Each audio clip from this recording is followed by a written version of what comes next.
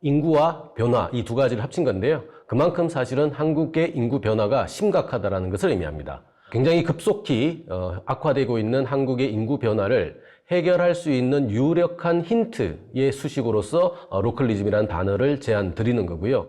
이 도농 격차가 사실은 지방에 거주하는 청년 인구의 사회 전출 때문에 상당히 많이 발생을 합니다. 이게 궁극적으로 고밀도 공간인 저출산의 서울로의 집중을 낳는 거고요. 그 결과 사실상 독보적인 한국적 인구 신기록이죠. 0.70의 출산율을 만들어낸 원인입니다.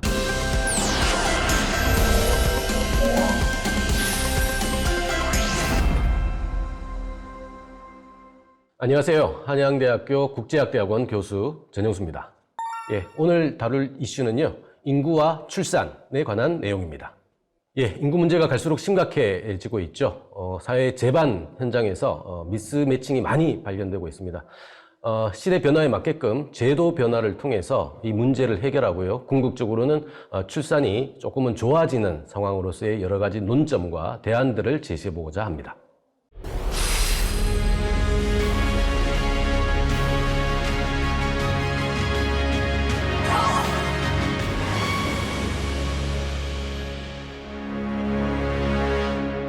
한국 사회가 굉장히 많은 사회 문제에 직면하고 있는데요. 특히나 오늘 다룰 주요한 이슈인 인구 변화가 사실상 가장 강력하고 또 가장 급속한 속도로 한국 사회의 재반 문제를 잉태하면서 또 새로운 과제들을 던지고 있는 것 같습니다. 오늘 여러분들과 나눌 주제는요, 인구 구조와 관련되어 있는 변화, 그리고 그 변화가 만들어내는 다양한 사회 과제와 관련돼서 결국 자치분권과 연결되어 있는 로컬리즘으로 귀결할 가능성이 있다는 전체적인 가설을 가지고 좀 설명을 드리고자 합니다. 우선 인구 구조의 변화와 관련돼서는 다양한 전문 용어가 있습니다만 이 세 가지 키워드를 주목하실 필요가 있습니다. 첫 번째는 출산율입니다. 이 출산율 같은 경우에는 저희가 인구 통계를 가지고 있는 것들 중에서 가장 높은 수치가 앞에 있는 것들이고요. 뒤에 있는 것이 2022년 확정치입니다. 보시면 아시다시피 출산율은 1955년부터 60년 구간에 걸쳐 있는 5년 구간이 평균치가 가장 높은 기록을 갖고 있습니다. 6.5명이고요. 반면에 이제 2022년 확정치로는 0.78명까지 떨어졌습니다. 자, 올해 2023년 같은 경우에는요, 통상 2분기 출산율에 수렴한다라고 가정을 한다면 얼마 전에 발표가 됐습니다만 0.70명까지 떨어졌습니다. 결국 또 1년 사이에 0.08명이 또 사라지는 출산율이 낮아지는 상황들을 만들어냈고요. 한때 한국은 100만 명 넘게 출산율이 공급이 됐던 상황들이 있었죠. 하지만 작년에는 25만 명이고요. 올해 기준으로는 아마 23만 명 수준도 하향 돌파할 것으로 예상이 되고 있습니다. 자, 이 얘기는 뭐냐면 한국 사회가 한 해 평균 100만이라는 이 새로운 출산 아수가 공급이 되면서 사회 구조가 유지가 됐는데 현재는 이게 25만까지 떨어졌고요. 갈수록 이게 줄어든다는 것은 결국 100만 시대에 만들었던 기본적인 사회 질서가 더는 기능하기 어렵다는 것을 반증하고 해주고 있습니다. 독특한 한국적인 특징이죠. 출산율과 출산 아수는 특히나 한국은 세 번째입니다. 혼인이 전제되지 않으면 잘 나오지 않는 국가 중에 하나다라고 우리가 생각할 수가 있는데요. 혼외자 국제 비교라는 통계가 있습니다. 한국 같은 경우에는 굉장히 많이 늘어나서요. 현재 2.8%, 그러니까 100명 중에 한 3명 정도가 사실혼에 의해서 나오는 이제 그 자녀 숫자가 되는데요. 국제 비교를 해보면 한국의 이 숫자가 굉장히 낮다는 것을 확인할 수가 있습니다. 결국 한 해 평균 100만 넘게 출산아 수가 공급이 되면서 만들어졌던 탄탄한 사회 부조 형태가, 세대 부조 형태가 사실상 역전되면서 더는 유지가 되기 힘든 상황까지 전락을 했다는 것이죠. 전 세계에서 총 인구 감소 국가가 현재 세 나라 있습니다. 일본, 한국, 중국인데요. 이 한중일 세 나라의 공통 특징이 있죠. 바로 동북아시아에 위치해 있다는 점이고요. 동시에 소위 그 산업공상형의 유교적 기반이 굉장히 돈독한 지역 중에 하나입니다. 결국 입신양명을 위해서 사회 이동을 재촉하는 문화나 관행이 굉장히 오랫동안 만들어졌다는 것이죠. 그 결과 농산어촌에 사는 인재가 서울 수도권으로 집중될 수밖에 없는 것이고요. 그게 소위 저출산으로 직결되는 영향들을 만들어냅니다. 따라서 이 삼국이 가지고 있는 이 공통의 이슈를 어떻게 한국이 선두에 서서 극복하느냐가 굉장히 중요한 과제일 수밖에 없습니다. 재미난 것은 이 진분수가 가분수로 바뀌는 신호가 언제 있었냐라는 것인데요. 한국은 1983년에 2.1명을 하향 돌파합니다. 결국 2.1명 하향 돌파한다, 즉 인구 유지선이 깨졌다라는 의미는 83년 시점에 앞으로 한국 사회가 인구가 늘어나지 않을 것이라는 확정적인 신호가 있었다라는 얘기가 되는데요. 아마 기억을 하시면 아시겠습니다만 1983년 당시 상황의 한국의 인구 구조 정책은요, 기본적으로 산하 제한 정책이 클라이막스를 향해 달려가는 시점이었죠. 자, 그러다 보니까 사실은 현실하고 정책이 엇박자를 만들어내는, 미스매칭을 만들어내는 결과 사실상 40년이 흘렀음에도 불구하고 2.1명의 상향 돌파는 기대하기 어려운 상황까지 만들어졌다는 겁니다. 결국 초고령화 사회는 굉장히 빠른 속도로 진입할 수밖에 없습니다. 자, 인구 변화는 그렇다면 어떤 원인 때문에 이렇게 바뀔 것인가? 즉, 저출산 고령화는 왜 이렇게 다가오는 것인가라고 일반적인 원인을 먼저 살펴보면요, 이 5가지 원인으로 우리가 미루어 짐작할 수는 있습니다. 이 5가지 원인은요, 한국보다 먼저 저출산 고령화라는 상황에 직면했던 서구 사회에서 분석한 결과입니다. 아마도 가장 큰 거는요, 먹고 사는 문제가 각박해지면서 후속 세대가 가족 분화라는 어쩌면 위험할 수도 있는 카드를 선택하지 않게 됐다는 것이죠. 두 번째 이유는 가치관의 변화죠. 가치관의 변화는 가장 큰 거는 우리가 주술처럼, 신화처럼 믿고 있었던 고학력 소위 모델이죠. 고학력을 통해서 대기업을 찾아가는 이 모델이 더는 기능하지 않을 것이고 더는 추종하지 않는 새로운 세대의 출현이라고 이해할 수가 있습니다. 가장 중요한 것은 뭐냐면 가치관의 변화라는 단어로 요약이 됩니다만, 과거보다 굉장히 상황 판단 능력이 좋아진 20대, 30대가 늘어났다는 겁니다. 기타 여러 가지 이유들도요, 서구 선진국에서 보편적으로 보이고 있는 인구 변화의 감축 원인 중에 하나들입니다. 자, 문제는 고학력 대기업 모델이 지방에서 실현되느냐라는 것입니다. 실현되지 않죠. 그러다 보니까 고학력이 몰려 있고요, 또 대기업에 취업할 수 있는 특수한 공간, 바로 서울 수도권으로 급격하게 사회 이동을 선택할 수밖에 없습니다. 따라서 서울 중심으로 자원이 집중되는 결과를 만들어내는 것이고요. 문제는 서울 공간이 어떤 공간이냐? 바로 고밀도 공간입니다. 고밀도 공간에서는 저출산이 나올 수밖에 없습니다. 당연히 밀도가 높다는 것은 생활 수준의 압박이 커진다는 것을 의미하고요. 그 생활 수준이 압박이 커지면 당연히 거기서 버틸 수 없는 친구들 같은 경우에는 본인이 가장 잘 살기 위해서 합리적이고 효율적인 판단의 결과 자녀를 두지 않는 선택을 꾀하게 됩니다. 한국은 가족을 결성할 사실상의 아무런 이유가 없어진 상황, 이것을 똑똑해진 20대들이 알고 있기 때문에 더는 가족 분화와 관련되어 있는 효용을 채택하지 않는 결과를 만들어낸 것 같습니다. 네, 한국의 인구 변화는요, 가장 큰 첫 출발이 되고 있는 결혼이라는 허들을 어떻게 통과하느냐에 달려 있습니다. 근데 한국이 가지고 있는 결혼의 장벽은 다른 나라와 비교했을 때 굉장히 높고 급격하거든요. 따라서 후속 세대가 부모 찬스 없이 결혼의 허들을 넘기기는 굉장히 어렵습니다. 그러다 보니 결혼을 통과했다 하더라도 사실상 출산으로 직결되는 상황을 만들어내지 못하는 것이죠. 따라서 한국적 특수성을 감안한다면 결혼의 장벽을 일정 부분 낮춰줄 수 있는 상황들, 그것을 전제로, 그것을 출발로 했을 때 사실상 결혼과 출산, 그리고 가족의 분화라는 굉장히 자연스러운 흐름들을 만들어낼 수가 있을 것입니다. 먹이가 없어서 서울에 왔더니, 결국 고학력 대기업 모델이겠죠. 먹이가 없어서 서울에 왔더니 둥지가 없어서 알을 못 낳는다라는 비유가 요즘 젊은 친구들 사이에서 유행하고 있습니다. 자, 데이터가 그것을 설명하는지 가져와 봤습니다. 과거 20년 구간에 걸쳐 있는 흐름인데요. 위에 있는 두 개의 선이 바로 20대, 30대의 고용률입니다. 20년 구간에 큰 변화가 없죠. 당연히 20대가 조금 낮고요. 위에 있는 게 30대입니다. 이 얘기는 뭐냐면 20년 구간에 적어도 한국 사회에서 고용과 관련되어 있는 큰 폭의 변화는 목격되지 않습니다. 결국 젊은 친구들은 집값 문제 때문에, 둥지 이슈 때문에 사실상 결혼을 주저하고 출산을 하지 않는 것일 수도 있는데, 정작 둥지 문제는 적어도 인구 정책에서 후순위로 밀리는 거 아닌가라는 생각들을 할 수가 있습니다. 시대 변화에 맞는 즉각적인 제도 변용이 필요한데, 이 시점에서 이러한 미스매칭이 젊은 친구들의 상실감과 포기감으로 연결된다라고 확인할 수가 있습니다. 따라서 인구 정책을 참고할 때 우리는 더 늘릴 수 있다는 가능성을 가지게 되면 KPI가 굉장히 높아지기 때문에 달성하지 못했을 때의 불행의 양은 더 커지게 되겠죠.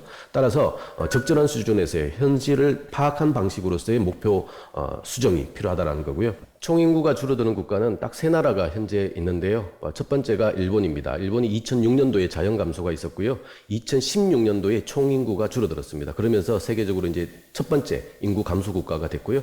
한국이 2019년도에 자연 감소가 있었습니다. 그리고 현재 두 두 번째 국가로 랭킹이 됐는데 더 중요한 것은 한국의 인구 변화가 얼마나 빠른지를 확인할 수 있는 대목인데요.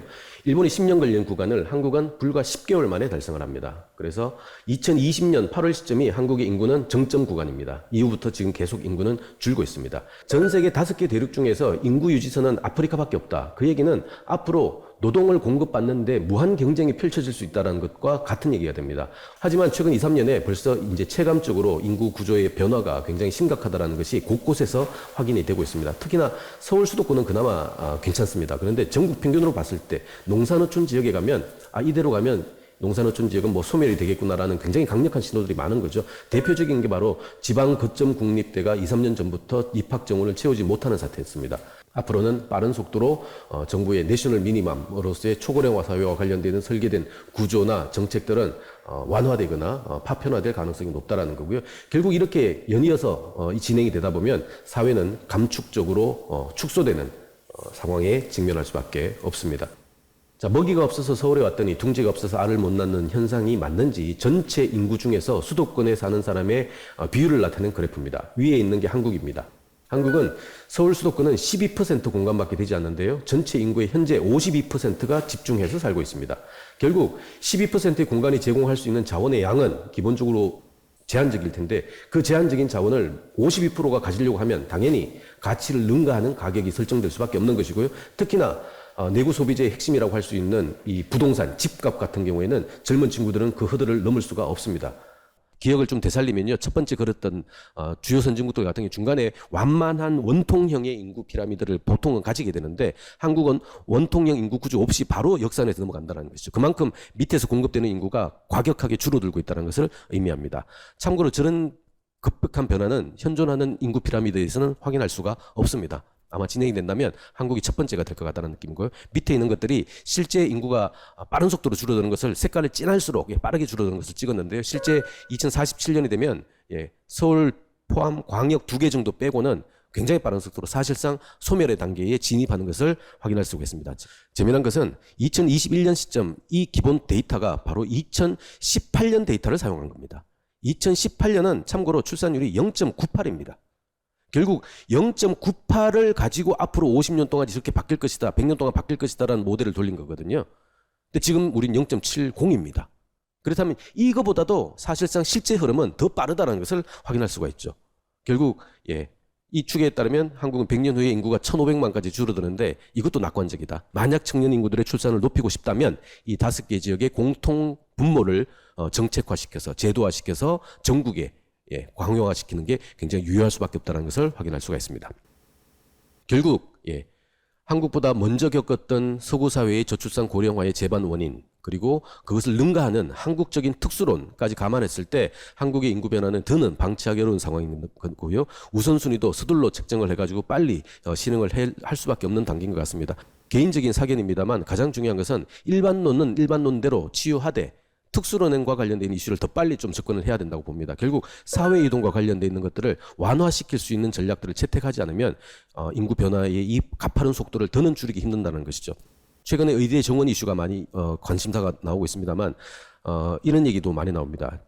지방에서의 중형 병원의 파산 속도와 파산 속도는 KTX의 보급 속도와 정확히 비례한다고 얘기합니다. 결국 뭐냐면 인프라를 잘 깔아주면 도농 간의 균형 발전에 기여를 할 것이라고 봤습니다만 균형 발전이 아니라 오히려 지방에 있는 환자까지도 서울로 빠른 속도로 유입시키는 결과를 만들어내는 결국 역설적이게도 균형 발전론에 의한 정책은 도리어 도농 격차를 확대시키는 결과를 낳았다는 것을 확인할 수가 있죠.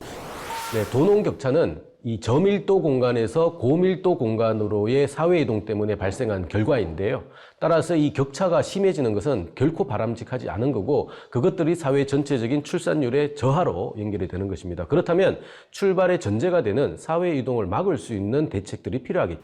결국 사회이동을 하지 않아도 농사노촌 지역에서 얼마든지 행복하게 살 수 있다는 신호와 환경들을 기성세대가 만들어주는 게 굉장히 중요할 수밖에 없습니다. 결국 직업과 주거와 또 즐거움이라고 표현되는 직주락의 인프라들을 소프트웨어들을 지금보다는 훨씬 강화된 방식으로 정책화시켜주고 제도화시켜주는 게 어쩌면 사회이동도 줄이고 동시에 인구와 관련되어 있는 출산율을 반등시킬 수 있는 가장 중요한 에너지가 될 수도 있을 것 같습니다. 결국 그렇다면 지방에서 서울을 향해서 가려고 하는 친구들의 이 라이프 사이클 전체에 걸쳐 있는 비전을 지방 지역에서 해소할 수 있도록 풀어주는 게 어쩌면 인구 정책의 핵심이 돼야 됩니다. 결국 새로운 질서, 새로운 경제는 로컬 단위 회복을 통해 가지고 중앙 집권형의 신자유주의적인 자본주의 모델이 아닌 형태로 귀결될 수밖에 없음을 확인할 수가 있습니다. 이 두 개의 공통점이 바로 로컬리즘입니다. 과거에 투입되지 않았던 요소로서 투입되지 않았던 것을 새롭게 발굴해서 투입할 수 있는 구조로 가져야 되고 그래야 지속 가능한 모델을 만들어내는데 그 중에 하나의 투입 요소가 바로 로컬이라는 얘기고요. 그 로컬을 분해하면 바로 중소도시, 청년, 기회, 규제 완화 같은 새로운 과거에 우리 60년 이상 유지됐던 고도성장형의 압축형 모델이 아니라 바로 분산형의 새로운 순환경제 모델들로 확인할 수가 있습니다. 결국 인재입니다. 인구 보너스는 이제 끝났죠. 인재혁명과 생산성 혁신을 통해 가지고 줄어든 인구를 극복할 수 있는 새로운 모델을 완성시키는 과제가 주어진 것 같습니다. 가장 큰 출발은 바로 지역을 제대로 알기부터 시작돼야 되겠죠. 실제 이 지역 공간에는 굉장히 많은 자원들이 있습니다. 하지만 많은 분들이 우리 양적 자본주의 모델에 익숙한 분들은 기본적으로 이런 거죠. 장점이자 강점만 내세워야 될 자원인 것이지 약점이나 빈약한 부분은 오히려 감춰야 된다는 인식들이 굉장히 강합니다. 하지만 자산은 자본 플러스 부채죠. 부채도 엄연한 투입 요소 중에 하나입니다. 결국 지역에 있는 보물을 찾아내는 게 관건이다라는 것이죠.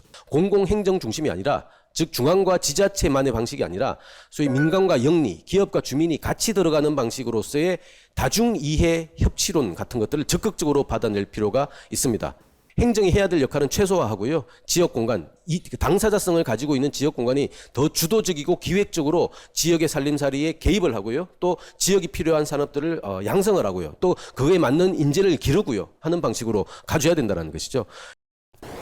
지금의 청년 세대는 기성세대의 청년 시절과 많은 인식이나 환경들이 달라졌다는 것을 누구보다 뼈저리게 알고 있는 사람들이거든요. 따라서 청년 정책과 관련되어 있는 이슈를 우리 중장년의 정책 단위에서 결정하기보다는 당사자성을 가지고 있는 청년들에게 직접 묻고 현장에서 체감할 수 있는 내용들로 재구성을 해야 된다고 봅니다. 결국 로컬과 청년이 만났을 때 굉장히 좋은 선순환의 결론을 만들 수 있다는 다각적인 실험들이 일단 있어야 될 것이고요. 그 실험들이 성공의 모델로 전환될 수 있는 확신과 기반과 지지들이 전제될 때 사실은 도농 격차의 이 로컬리즘의 문제도 해결할 수 있는 중요한 원동력일 겁니다. 상식이 틀려졌는데 제도가 그대로면 미스매칭은 커집니다.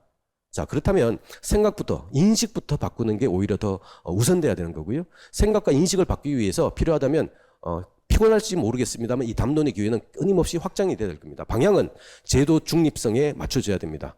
후배 세대가, 자녀 세대가, 후속 세대가 선배 세대를 추격할 수 있어야 되고요. 추격을 했다면 역전할 수 있는 모형과 실험들을 끊임없이 만들어주고 지지해주고 응원해줘야 0.7에 빠져있는 이 한국적 딜레마도 얼마든지 성장의 기회로 삼을 수 있는 혁신적인 퀀텀 점프의 도약대가 될 수 있을 것이라고 확신합니다. 저는 여기까지 하겠습니다. 고맙습니다. 최근에 나온 제 졸저입니다만 인구 소멸과 로컬리즘이라는 책입니다. 전체적으로는 인구 변화와 관련되어 있는 원인들을 일단은 진단을 했고요. 가장 중요한 로컬리즘의 실현의 방법론으로서 누가 무엇을 어떻게 해야 되는지의 자원 투입과 관련되어 있는 약간은 상세한 구조들을 갖추고 있습니다. 따라서 인구 변화와 관련되어 있는 해법을 찾는다면 특히나 로컬 단위에서의 가능성을 모색한다면 이 두 가지를 다루고 있는 인구 절벽과 로컬리즘에 관심을 가져주시면 고맙겠습니다.